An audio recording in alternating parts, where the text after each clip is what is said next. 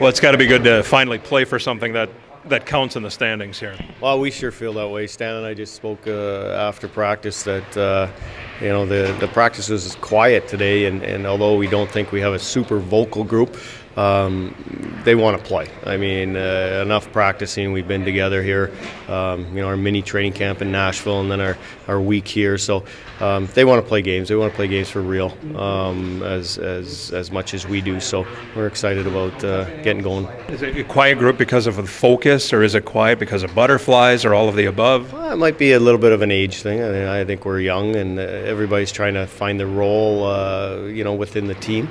I think personalities will pop out as the year goes, and but I think that it has a little bit to do with the youth, and everything's new for a lot of guys, but hopefully a little bit of focus as well. It doesn't hurt to be prepared and be intense and focused, as you said. So hopefully that translates tomorrow night. With the number of bodies you have here right now, is there still sort of a tryout? Will you use this weekend as kind of a tryout with 8 defensemen on the team and all of that? Yeah, there's a lot of bodies. Probably there is too many, but nobody's separated themselves poorly for us to say, you are going down to Cincinnati. I mean, we've sent one guy there in Medor. So there is a trial period every time they're on the ice in practice. It's going to be tough in games, obviously, to get everybody involved, to have a look at everybody with so limited amount of games here in the first month. But we'll do our best to sort it out, and everybody's played well, so it's difficult to send anybody down right now. That has to make practice good, though, because of that competition. Yeah, very intense practices. Our compete level has been great. Guys know that they're on the bubble. Certainly, we there's nothing hidden with us. It's straight out, straight up.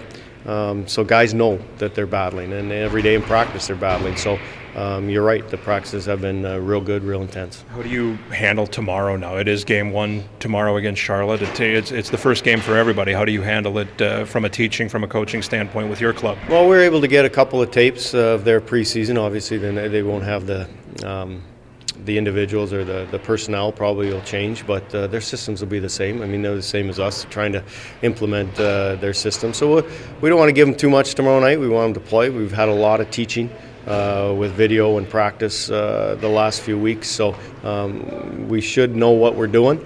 If we don't, then it's our fault. But our group, we want to let play the game, and we've talked about our skill level and our speed. We want to play that game tomorrow, but we want to include some grit and intensity, and play the game the right way. Has anyone stood out so far in practice? Nah, everybody's. It's tough. Different days, different guys. Have good practices, and we'll wait till the games to really evaluate. Coach, you got a new head coach in Nashville. How's that been transitioning? Yeah, it's been great. Peter Laviolette and Kevin McCarthy, obviously Phil Housley was there. They've been great. They were great to us. Peter included us. Everybody's asked, do you have to play the same system as the Nashville Predators? And they said to us right away that Peter just said, you don't have to play the way that we want to play. But it's nice if you do, and I think it's a no-brainer. You have to play the same or a similar style or similar system-wise. Otherwise, you don't give yourself an opportunity to have success at that level. They get a guy called up, and he has no idea what he's doing. It doesn't sit well with the player. You hurt the player's chances of putting in a good performance when he gets called up. And you hurt the chances to win up there. So if we can mirror each other, which we have the last couple of years under Barry Trotz and us here, we will mirror what they do. We will tweak our team and our game plan and systems to how we think our group here can play within the structure of the American Hockey League as opposed to the NHL. So there'll be a few wrinkles from what they do, but pretty much we'll mirror what they do. It was made official this morning. You named Joe Piscula team captain. What was the thought process in naming your captain? Well, the process goes that and I've done it ever since I became a head coach, is that I asked the group to vote on their captains and their assistants, and then tell them straight up that it's our call ultimately, but we want to know what they believe, what they feel, who they think is their leader, because they're sitting in that dressing room, and it's always nice when the group votes exactly how you would have picked it. So that's what we wanted to do. That's what the group wanted to do. Joe is he's obviously a great player. I mean, he's been in the NHL. He can teach the guys how to play the game on the ice. He is still an opportunity to get called up. One of his questions were, "Will this hurt my opportunity to get called up to be the captain?" And if you're the leader, you're the leader. He's going to get called up. Him and Alm were the last two guys to come to us. So he's a call-up guy.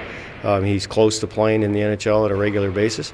But he's the leader on our team, so he gets to see. And as important, or probably even more, is that he is a quality person. He is just a good person that the guys can, clearly they can learn from on the ice, but they can learn off the ice of how he conducts himself on a daily basis, how he trains, how he treats people.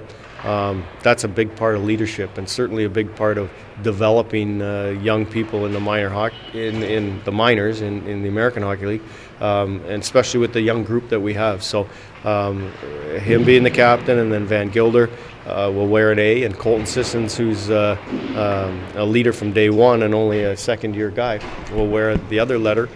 And then the three alternate guys that if something happens are Tristan Grant, Michael Liambas, and Austin Watson. So we've got a real good leadership core right there to lead our hockey group. Sissons seems to be on the cusp of cracking the roster for Nashville. What have you told him specifically to work on regarding his development? Yeah, you know what? He's obviously he's played a lot of games there last year. He's a pro. He conducts himself like a pro. He's a real good two-way player. He has to probably think a little bit more offense in order to, which clearly he's done that here. But he can't concentrate too much on just being a defensive guy, because when he gets to Nashville, he's got to be a two-way player. Two-way center iceman, takes face-offs, kills penalties, plays on a PP. He'll do all those things. So it's just a matter of time for Sis. He's got to continue to do the right things here. Unfortunately for him, Nashville signed a lot of center icemen in the summer, so it's kind of bumped him a little bit. But they're expecting him to develop very quickly as we are to get back there. Thanks, Dean. All right, guys. We're going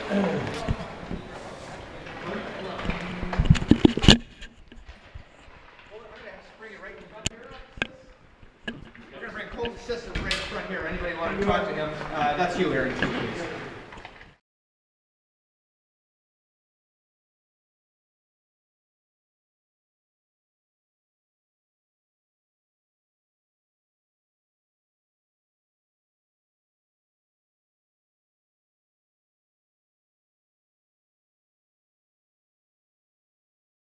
Okay. Well, you get to wear a letter this season. Were you surprised that they said you would be one of the guys that wear an A? Yeah, I was definitely surprised. I knew this year that Dean and the coaching staff wanted me to take up a little bit more of a leadership role, even though it's my second year and still 20 years old. So it's a really cool feeling to have that respect in the locker room. But you've been that guy in the past, right? I mean, in juniors in Kelowna, wherever you played, right? Yeah, I was captain in Kelowna for a couple of years there, so it's nothing that I'm not used to, and I like having a little bit of pressure of leadership on my shoulders, so it's going to be great.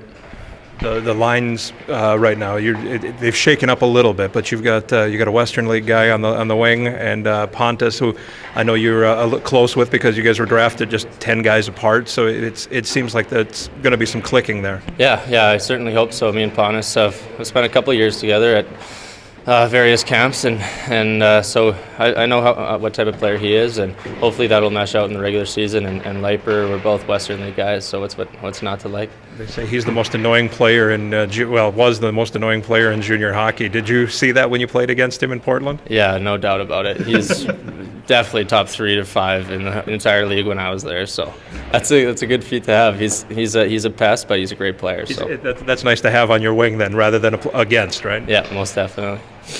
What do you think of like the rule change, especially the shootout, going 3-on-3 in a shootout the last 4 minutes? Not the shootout, overtime. Yeah, I think it's going to be pretty cool. Actually, when I played BCHL when I was 16 back in BC, we played that 4-on-4, 3-on-3, and it was exciting hockey. There's a lot of chances, so I think that's going to be great. How do you plan to build upon your great season last year? I just want to continue the way I left off. Obviously, I have a lot of confidence down here, and I want to continue to produce and play all over the ice in all situations for the Admirals. How did camp go for you this season? New head coach and new eyes to impress. I know you're disappointed that you got sent down to Milwaukee. Obviously, you're going to make the best of it, but what was it like for you? It was a really exciting time. It was a little bit stressful, obviously, with new staff, and you want to make a good first impression. So I felt I worked really hard and left off with it on a good note, especially that last exhibition game against the Panthers. I felt really strong and felt like I showed Laviolette what kind of player I was. When you do get the new coaches coming in, do you kind of tighten up and say, don't screw up, or do you have to go foot to the floor and do the best you can? Yeah, and take the chance of a mistake. Yeah, it's definitely hard not to do that, especially with new coaching staff. But that's never going to work out when you're gripping your stick too tight. That's when you're going to make more mistakes. So you just gotta be comfortable and confident out there, and the rest will take place. Mistakes happen in hockey, and as long as you're working hard and trying to do the right things, they're not going to be mad at you. Okay. Good. Thanks, boys.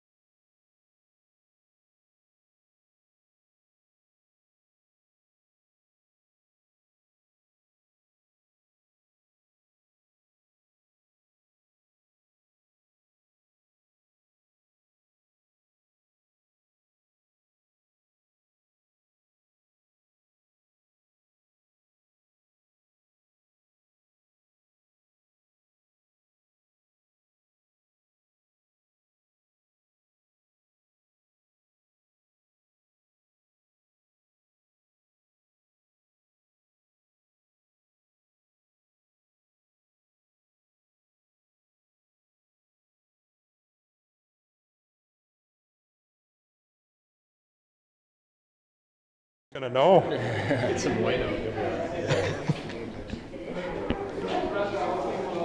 All right. Well, first, congratulations. What does it feel like to be named the captain of the Milwaukee Admirals? It's a great honor from my teammates, coaches, all the staff. Just to know that guys have that level of respect for you and think you can lead the way. It's a huge honor. Is there any? Does it give you a different outlook on the game? Do you have to be a different guy in the locker room? Any of that stuff, or you got here because you're this guy and you just keep being that guy? Yeah, I think exactly like you just said. I got here. They voted for who I was, not who they think I'm going to be, and I got to lead by example and just be the veteran presence that I have been here. Have you been the guy in the past that if something's going wrong, do you kind of take the lead and call somebody out, maybe privately, publicly, whatever? I would say I'm not like an overly vocal captain. I'm more of a lead by example or behind the scenes, like grab someone and help people quietly. And if it's need to be done, I'm not afraid to speak up in the locker room, obviously, but not a huge like rah-rah kind of guy, but I have my own ways of leading and showing the guys the way. You gotta believe in yourself, I think, to be a captain, right? I mean, you gotta know what you're doing is the right thing, like what we were just talking about. Yeah, because I mean, if I'm going to lead by example, everybody's watching your every move, and you got to be confident. You got to know what you're doing in all situations, and because guys are reading that off of you. So yeah, you gotta have a little swag and confidence about it. You had obviously a pretty good showing in Nashville. One of the last two guys to be sent to Milwaukee. What was camp like this year? It's great. I felt super confident out there. I feel like I was playing the best I've ever played at the NHL level, and at 30, that's a good thing. I think I'm still making strides to be at that level, and hope to be back there. And obviously, you're in the mix. I mean, you wouldn't have been in this last round of cuts had you not been in the mix. Right. There are a lot of guys fighting for that shot, and that's good. That's healthy for a team and an organization. And I know there's some good young D here in that battle with me, so it'll keep us sharp. Well, I was gonna say that just makes everything better, or it should make everything better, right? I mean, there's 8 guys here right now that all want a chance to be in the lineup every night in Milwaukee. Yeah, and it's such a fine line between being here, being in the NHL, and that competitiveness only makes you a better player. 13 new guys in camp so far. Who's impressed you? Oh man, that's like you said. There's 13, so it's tough to go through them all. I've only been here for a few days, and we have some great young forwards like Aberg and just some guys that look really skilled out there. A lot of Swedes, a lot of Europeans, but they're already fitting in great. And I know we're young, but I think some of that talent and it's gonna go far. Just because we're young, I think people might think we could have a rough year, but I think it's going to be a really good year. That youth, though, this whole league is young anyway, so that's kind of I think for other people that's kind of a crutch, isn't it? Yeah, it's like you said, it's like that everywhere, and you're dealing with it every year. It's just whether it's going to be 6 guys or 12 guys or somewhere in between. You just have to find out where all the pieces fit together and make it work. 7 years ago, you started your pro career finishing up a season in the NHL.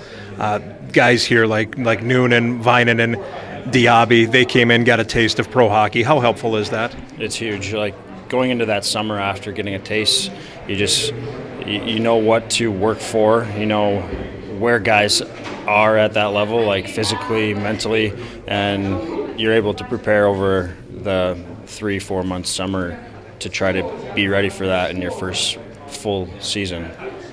What do you look for tomorrow? I mean, beginning of the season, you just want guys out there to compete, work hard, and just have each other's backs. Like you're always going to be finding a way at the beginning, but if you have that energy and competitiveness, like that's what you're looking for. So you kind of play the right way? I mean, obviously you want to win, but more importantly is to get your game down here. Yeah, I mean, the goal is always to win. But, yeah, I think just to know that the guys are buying in. Guys, I mean, the first couple games you're able to tell, like, what kind of work ethic you guys have, like how hard they play, and I think that's a big thing for first few tilts. But the way things have gone, there weren't any tryout guys here really other than Brian Lee in Nashville. So it's all Nashville and Milwaukee guys.